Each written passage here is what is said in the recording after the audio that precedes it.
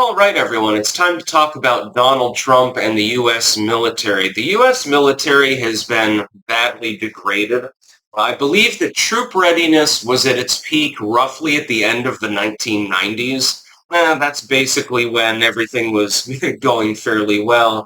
The Soviet Union's collapsing and the United States is on the rise still at the time, which it hasn't been for the last 4 years, and so everything was okay.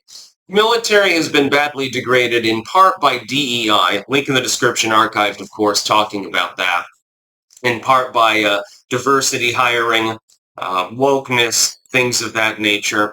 Thankfully, the incoming Trump administration comes with one hell of a boon, which is that Donald Trump is the commander-in-chief of the U.S. Armed Forces. Of course, he incepted the Space Force, and at the time, people thought it was crazy. But now with like satellite-based warfare and things like that, it turns out that he was actually a friggin' genius with regards to that decision making. I believe that Trump will be successful in defeating the DEI side of the military. We don't need wokeness in the military. Think about what the military is predominantly used for. Killing people. That's basically what they do. The Army, especially the Marines, among others, the only purpose is to destroy things. You know, you've got the toys that make the noise. So the U.S. Navy, especially, for example, in association with the Marines, guarding them, because they can't guard themselves. No offense to any naval personnel. They have to guard most of the world's shipping lanes. The U.S. Air Force provides cover for them as well. The U.S. Army has to be at standby at any given time in case that there's some domestic threat, some foreign threat, something that we have to do. Coast Guard has to deflect pirates and cartel members. They usually steal the cocaine, by the way, and things like that. That's the whole purpose of the U.S. Armed Forces. The whole purpose is to blow things up. You don't need DEI in such a situation.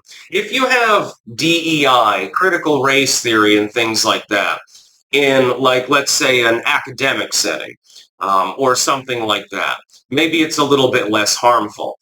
There's a reason why so few people want to join the U.S. military. Women tend not to want to join it because, hey, I'm a girl. I don't really want to have to carry 200-pound packs around and march through a jungle or something like that. Men don't want to join it because it's become fucking woke. What you need is for strong, capable males, mainly, to be part of the military. Now, there are definitely roles for females in the military. I'm not saying that they're not capable of fulfilling many of those roles. But if, again, you're asking somebody to put on their 50-pound body armor and carry 100 pounds on their back through a jungle for 20 hours, generally speaking, there are females that are capable of doing that, but gender does exist, and it should predominantly be men. That's what you need.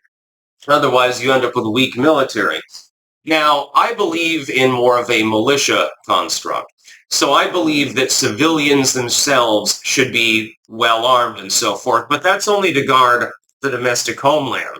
What if one of our allies is under severe stress because, hey, the enemy is firing missiles at us? You're going to need the military. It's impossible for the civilian militia to field an aircraft carrier. It's impossible for the civilian militia to field nuclear weapons, etc., etc., etc. So you do need to have a strong military.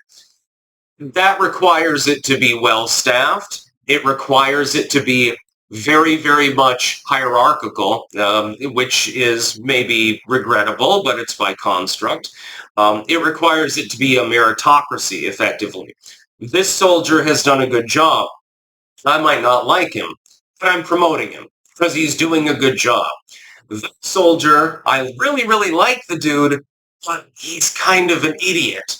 Well, he's probably not getting that promotion to Lance Corporal, or something like that. It's the way that the military needs to work. If you perfect the military in such a manner, and if you have that meritocratic system, then you have a better military. We've already got the toys that make the noise. The ships are there. The planes are there. Look at the A-10, for example. I would love to fly in one of those. That being said, you have to get rid of the wokeness in the military. It's become a huge problem. Recruitment is way down. The readiness of our forces is way down. I'm sure that many of the people that are in the U.S. military today are fully capable of joining combat if necessary. That being said, there are people there that are not capable of doing so. They've been put there for, oddly enough, trying to recruit other people. It doesn't seem to have worked now, has it? That's the big problem. You need enough manpower.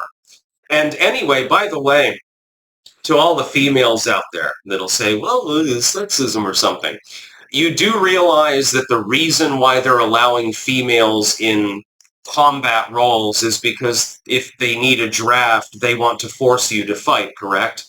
So it's not going to be you took your training and then, you're giggling around on a base or something like that.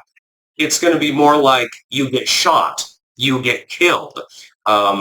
It's men's role to try to protect women, in my opinion, women and children, and animals, by the way. You don't want them to suffer. It's our role to do so. There is a chivalric code that's being sort of dismantled by communism at the moment. It worked well for hundreds of years. I don't see the reason to shelve it. That's about all. Peace out.